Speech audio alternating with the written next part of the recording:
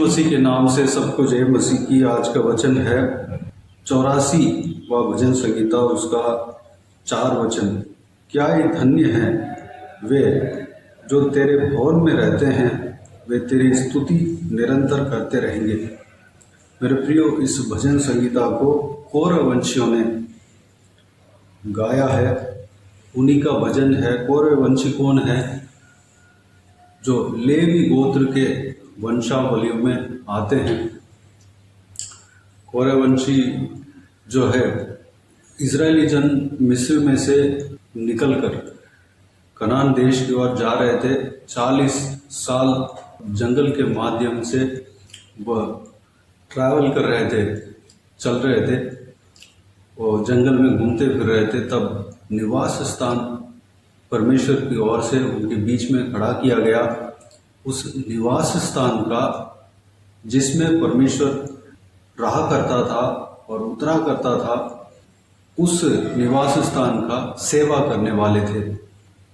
उस निवास स्थान एक जगह से दूसरे जगह पे जब जाता है, यानी कि जब परमेश्वर के महिमा उस निवास स्थान से आगे बढ़ने लगता है, तो सारा इजरायली उस परमेश्वर के जो लाइट है, महिमा है, उस महिमा को, उस बादल को फॉलो करते हुए जाते हैं।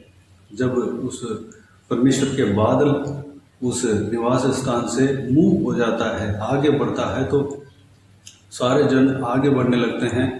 निवास स्थान भी तंबू के माध्यम से बनाया हुआ निवास स्थान, उसको सब क्लोज करके ले जाते हैं।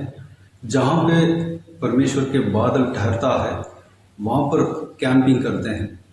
वहाँ पर निवास स्थान दोबारा सेट किया जाता है। उसमें एक जगह से दूसरे जगह ले जाने के लिए हर एक गोत्रों को, यानी कि लेवी गोत्र में 3 वंशावली जो है अलग अलग किया गया। कहात, गेर्शोम और मरारी। उनमें से कहातियों को अंदर के सारे पवित्र साज और सामान को ले जाने के लिए काम दिया गया था। गेर्शोम जो वंशावली है, उनको, उनमें जो लोग हैं, उनको कुछ और सामान, साजो सामान, जो पर्दे वगैरह, सब कुछ ले जाने का काम, और मरारी वंशजों को और कुछ सामान, जो बाहर के आंगन के जो लकड़ियां हो गई, वह सब कुछ लेकर जाने का काम दिया करता था। उसमें कहाती जो है पवित्र वस्तु को ले जाते थे, और जहाँ पे परमेश्वर के महिमा जो बादल ठहरता है, वहाँ पर सबसे पहले सारा सेटअप हो जाते थे। उसके बाद उस पवित्र जो साज सामान है, उसको आराम से ले जाकर अंदर रख देते थे। इस तरह के काम उनको बांटा गया और पहरा देते थे। लेवी गोत्र के लोग पहरा देते थे। हारून और उनके दोनों बेटे याजक का काम करते थे।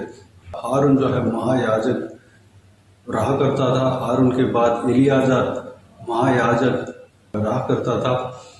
और इस तरह वहाँ पर परमेश्वर के काम होता था। उसमें से कौरववंशी परमेश्वर को स्तुति गान गाने के लिए दाऊद राजा के द्वारा नियुक्त किया गया था, जो कि दाऊद राजा बचपन से परमेश्वर को आराधना करने वाला व्यक्ति था।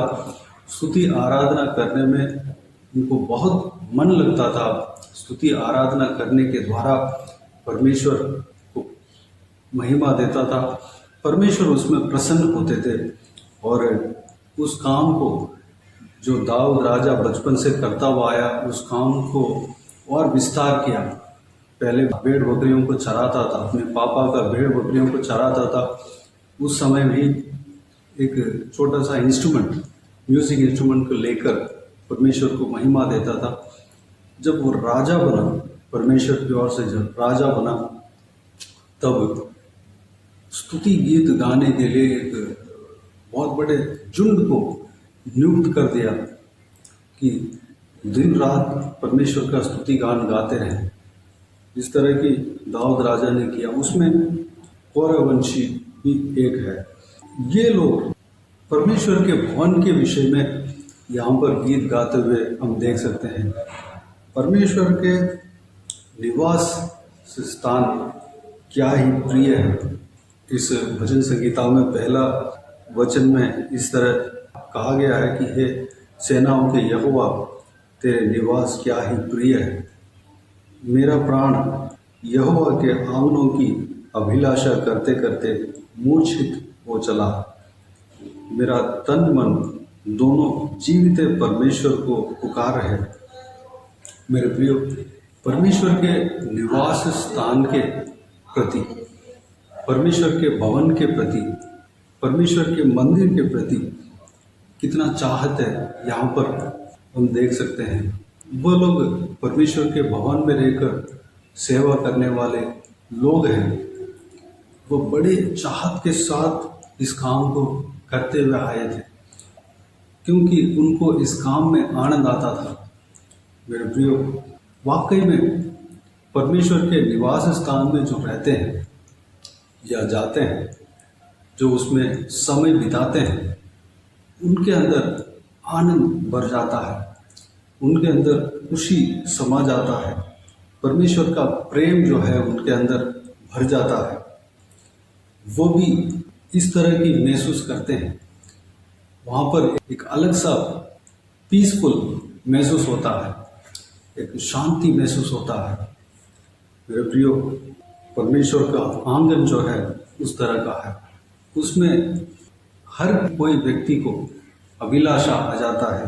परमेश्वर के भवन के विषय में, परमेश्वर के आंगनों के विषय में अभिलाषा हर प्रति इंसान को आ जाता है, क्योंकि वह जगह ही ऐसा है, वह ऐसा जगह है कि कोई भी इंसान जाए, किसी भी तरीके का इंसान क्यों ना हो, कोई भी पापी क्यों ना हो, कोई भी परेशानी में क्यों ना हो, कोई भी बंधनों में क्यों ना हो, कोई भी कष्ट में क्यों ना हो, आंसू बहाने वाला क्यों ना हो, परेशान के मारे वह दब क्यों ना गया हो, वह पूरे इस संसार को नफरत क्यों ना कर दिया हो, अपने आप को नफरत क्यों ना कर दिया हो, वह अपने जीवन को खत्म करना क्यों ना चाहता हो, कैसे भी व्यक्ति क्यों ना हो, जब वह परमेश्वर का भवन में जाता है तो वहाँ पर एक अलग ही शांति उसके ऊपर समा जाता है, एक अलग ही पीसफुलनेस उसके ऊपर आ जाता है। आज भी परमेश्वर के महिमा परमेश्वर के भवन में उतर आते हैं। हमारे शरीर परमेश्वर के मंदिर है, हमारे शरीर में परमेश्वर वास करता है, लेकिन परमेश्वर एक निवास स्थान अलग से बनाया है। उसमें जाकर परमेश्वर को आराधना करने के लिए परमेश्वर ने कहा है। पुराना नियम में निवास स्थान बनाया और पवित्र संदूक बनाया, उसके ऊपर परमेश्वर के महिमा उतर आता था। वहाँ पर परमेश्वर के बादल रहते थे। सुलेमान के समय में, जो कि दाऊद राजा का बेटा था, दाऊद के बाद वह इस्राएल देश का राजा बना, उनके समय में परमेश्वर का भवन बहुत ब्रह्मांड तरीके से, बहुत उत्तम तरीके से बना। आज भी वह यरूशलेम में मौजूद है। उस भवन में भी परमेश्वर के उपस्थिति महिमा उतर आया। उस भवन में जो कोई भी जाकर प्रार्थना करते हैं, वो प्रार्थना परमेश्वर की ओर से बहुमूल्य समझा जाता है। वो प्रार्थना सुना जाता है और उसका उत्तर परमेश्वर देते हैं। परमेश्वर के भवन जो है उस तरह का है। परमेश्वर के भवन के विषय में जिस तरह कौरववंशियों ने चाहत रखा, हमारे अंदर भी चाहत होना चाहिए। हम हो सकता है हम परमेश्वर के भवन में ठीक से जाते नहीं हो, आपके अंदर इंटरेस्ट नहीं हो, एक बार जाकर देखें। परमेश्वर के भवन जो है, जिस तरह परमेश्वर के वचन में, पुराना नियम में जो आज्ञा दिया गया है, परमेश्वर की ओर से दिया गया है कि तुम विश्राम दिन को माना करो, विश्राम दिन में कोई काम नहीं करना, इस तरह की आज्ञा परमेश्वर ने दिया है, उस दिन को आज भी मानते हैं। हफ्ते में एक दिन परमेश्वर के भवन में जाकर आराधना करते हैं। जो विश्राम दिन होता है, परमेश्वर को बलि चढ़ाना है और परमेश्वर को भेंट चढ़ाना है, आराधना करना है, धन्यवाद देना है। पुराना नियम में भी ये जो नियम है परमेश्वर ने दिया है, नया नियम में भी ये जो नियम है पालन करते हैं। हफ्ते में एक दिन, हफ्ते का पहला दिन परमेश्वर के नाम से एक जगह इकट्ठा होते हैं, क्योंकि नया नियम में परमेश्वर के वचन कहता है, प्रभु यीशु मसीह कहता है, जहाँ कहीं भी मेरे नाम से इकट्ठा हो गए वहाँ पर मैं उपस्थित रहूँगा, वहाँ पर मैं उतर आऊँगा। इसलिए मेरे प्रियो, कहीं कहीं भवन जो बहुत बड़ा चर्च बनता है, वहाँ पर लोग इकट्ठा होते हैं, परमेश्वर की महिमा वहाँ पर उतर आता है, परमेश्वर वहाँ पर उपस्थित रहते हैं। कहीं कहीं घरों में चर्च चलता है, प्रभु यीशु मसीह के नाम से इकट्ठा होते हैं, वहाँ पर भी वही परमेश्वर के सामर्थ्य उतर आता है, परमेश्वर वहाँ पर उपस्थित रहते हैं। मेरे प्रियो, कहीं भी एक कलीसिया में हमें जाना है, एक कलीसिया का अंग बनना है। जब हम जाते हैं तो जो उस जगह का वैल्यू हमें पता चलेगा। जो वचन कहता है वो सत्य है। हम जब जाएंगे तब उस जगह के बारे में हम महसूस कर पाएंगे। हर हफ्ता, हर प्रति हफ्ता हमें परमेश्वर के आज्ञा को मानना है।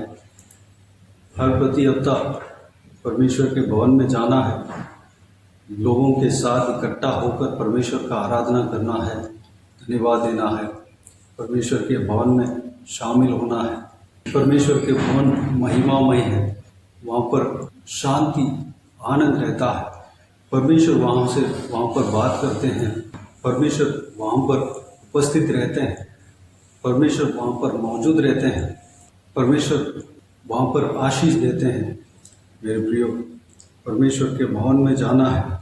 4 वचन में इस तरह कहा गया है, कौरववंशियों ने कहा है, क्योंकि कौरववंशी जो है परमेश्वर के भवन में रहते रहते उस जगह का जो वैल्यू है, उन्होंने जो महसूस किया है, उन्होंने जो एक्सपीरियंस लिया है, उस बात को यहाँ पर बताया हुआ है।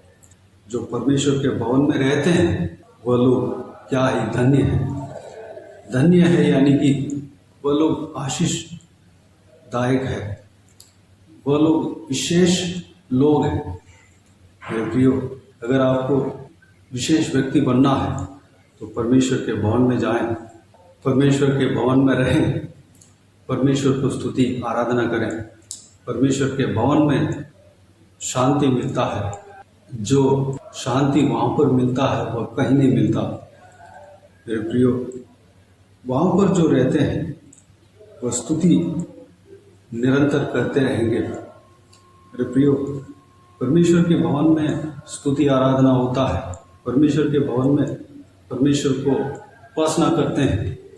मेरे प्रियो, परमेश्वर के भवन में हमें परमेश्वर के स्तुति आराधना करने के लिए जाना है, परमेश्वर की उपासना करने के लिए जाना है, परमेश्वर से बात करने के लिए जाना है, परमेश्वर से रिश्ता जुड़ने के लिए जाना है, जोड़ने के लिए जाना है, परमेश्वर के वचन को सुनने के लिए जाना है, परमेश्वर के प्रेम को पाने के लिए जाना है। परमेश्वर हमें प्रेम करता है, वो प्रेम को वहाँ पर महसूस कर सकते हैं। मेरे प्रियो, आप धन्य व्यक्ति बनेंगे। मेरे प्रियो, परमेश्वर के भवन में जाएं, जो कि आज परमेश्वर के भवन, परमेश्वर के मंदिर में आराधना होता है, वहाँ पर उपासना होता है। कहीं भी हो जहाँ पर प्रभु यीशु का आराधना होता है, वहाँ पर जाकर शामिल होएं, परमेश्वर को धन्यवाद दें, आराधना करें, स्तुति करें। इस बहुमूल्य वचनों में जो भी हमने मनन किया, सारे बातों के लिए परमेश्वर को धन्यवाद दें, स्तुति करें। आइए हम प्रार्थना में जाएं। प्यारे पिता, धन्यवाद देता हूँ आपके इस बहुमूल्य वचन के लिए, आपको धन्यवाद देता हूँ परमेश्वर। बीते हुए दिन में हालेलुया हमें संभाला, बचाया। बीते हुए दिन ही नहीं बल्कि सारे हफ्ता हमें संभाला परमेश्वर, आज तक हमें संभाला, सुरक्षित रखा। आपको धन्यवाद देता हूँ। हमारे परिवार को सुरक्षित रखा, धन्यवाद देता हूँ। इस नए हफ्ते में प्रवेश होने के लिए अनुग्रह दिया, धन्यवाद देता हूँ परमेश्वर। हमें आशीष देना, इस वचन के अनुसार हम चलने के लिए अनुग्रह देना। जिस तरह कौरववंशियों ने महसूस किया, आपके भवन का एक्सपीरियंस लिया परमेश्वर, वहाँ पर किस तरह का फील होता है, उस फील को यहाँ पर उन्होंने समझाया परमेश्वर। हम भी इस तरह अनुभव लेने पाए परमेश्वर, हम भी आपका प्रेम को महसूस करने पाए, हम भी आपके भवन में जाने पाए, हम भी उस शांति को पाने पाए आपके भवन में जो मिलता है। हालेलुया, वहाँ पर हम रहने पाए, वहाँ पर आपकी स्तुति करने पाए, आराधना करने पाए। पिता, हम आपके भवन में जाने पाए, हम धन्य व्यक्ति बनने पाए परमेश्वर, अनुग्रह देना। सारे जन इसी तरह हालेलुया आपके भवन में जाने पाए परमेश्वर, अनुग्रह देना। हालेलुया, सभी को आशीष देना, संभालना, चलाना पिता।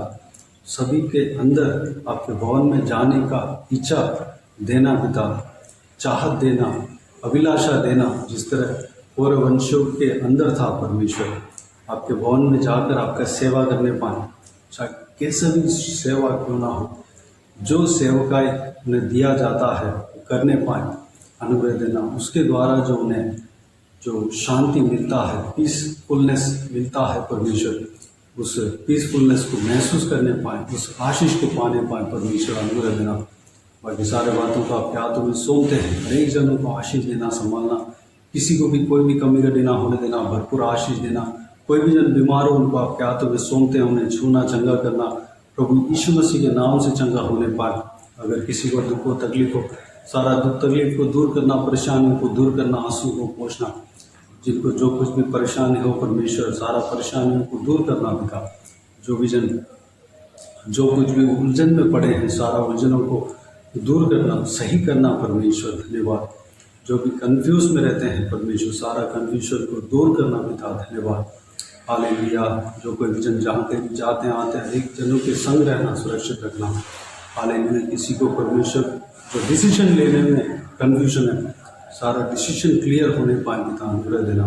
बाकी सारे बातों को आपके हाथों में सौंपते हैं। बच्चों को आपके हाथों में सौंपते हैं, सुरक्षित रखना। महिलाओं को आपके हाथों में सौंपते हैं, सुरक्षित रखना। बुजुर्ग व्यक्तियों को आपके हाथों में सौंपते हैं, सुरक्षित रखना। उनके शरीर में बल सामर्थ देना परमेश्वर, हर एक का काम में आशीष देना, पढ़ाई लिखाई में आशीष देना, बिजनेस में आशीष देना, नौकरी में आशीष देना, घर के काम में आशीष देना। बाहर जाते वक्त आते वक्त हर एक के संग रहना परमेश्वर, धन्यवाद। बाकी सारे बातों को आपके हाथों में सौंपते हैं। सारा आदर, महिमा, जलाल आपको मिलते रहे। सारा दुआ प्रार्थना को प्रभु यीशु मसीह के नाम से मांगते हैं, सुन और ग्रहण कर। आमीन, आमीन। प्रभु यीशु मसीह के नाम से प्रभु यीशु मसीह का आशीष और अनुग्रह हम सभी के ऊपर बने रहे। आमीन, आमीन। मेरे प्रिय, चैनल को सब्सक्राइब करें और शेयर करें। अगर किसी को भी प्रार्थना का विषय हो तो डिस्क्रिप्शन में दिए हुए नंबर पर कॉल करके प्रार्थना करा सकते हैं। हम आपके लिए प्रार्थना करेंगे।